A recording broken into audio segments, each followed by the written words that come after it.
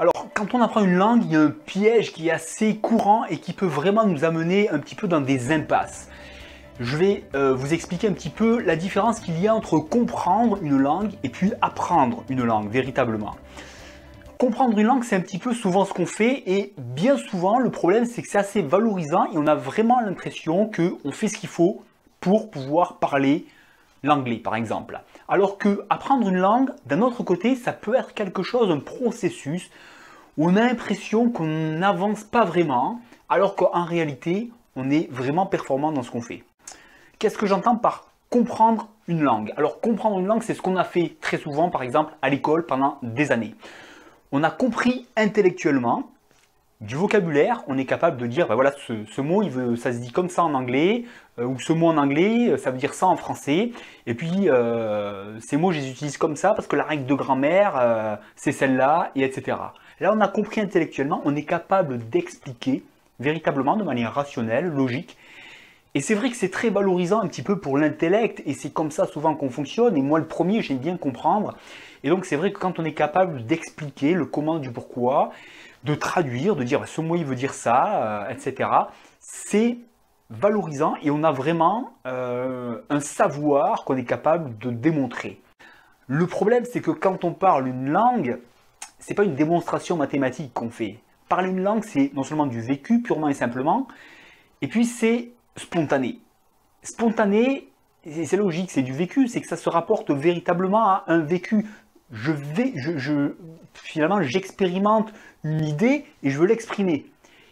Et j'ai envie de dire, l'idée, il faut qu'elle se traduise automatiquement dans la langue dans laquelle je veux l'exprimer. Si je passe déjà par un travail mécanique de traduction du français de l'anglais, si je passe par un travail mécanique de comment, quelle règle de grammaire j'utilise, comment je la place, on n'est plus dans du spontané. Donc, comprendre, ça peut être utile, bien entendu. Le problème, c'est que si c'est ça qu'on vise et si c'est notre méthode pour apprendre, on va dans une impasse.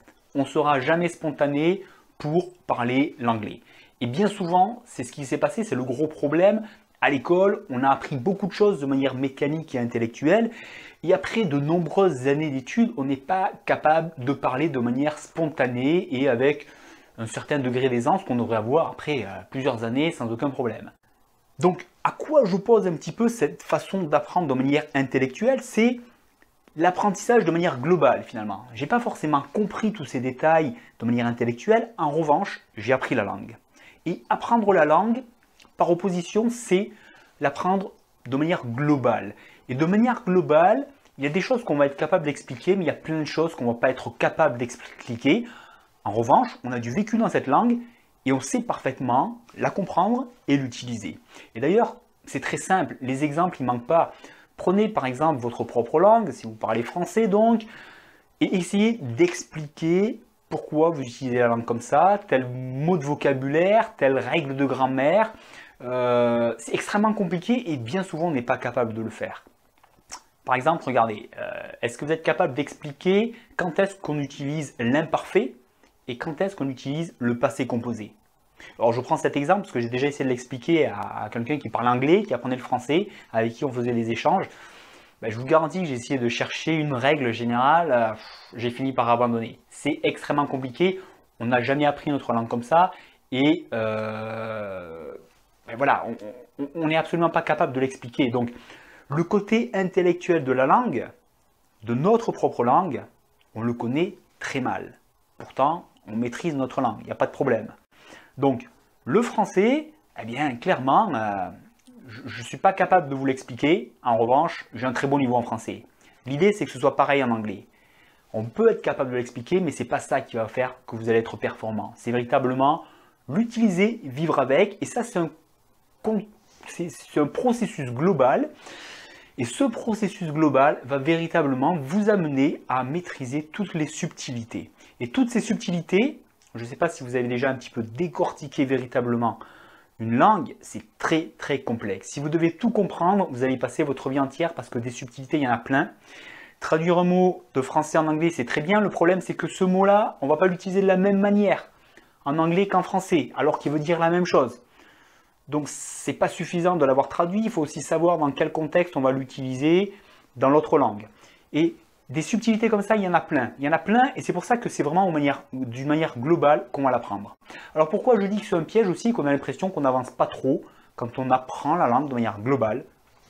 C'est parce que cet apprentissage, ça se fait déjà par l'immersion. L'immersion, je vous renvoie sur l'explication que j'ai donnée.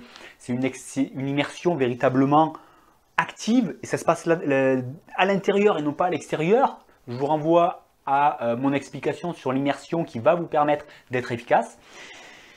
Et c'est ce qui va vous permettre véritablement d'assimiler, à la fois de manière consciente et inconsciente, toutes les subtilités de l'anglais. Parce que, bien entendu, ça se vit.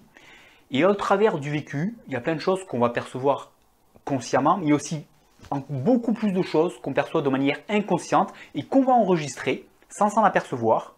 On va faire des associations entre une idée et un type de phrase, un type de vocabulaire, une émotion, un vocabulaire, une façon de l'exprimer.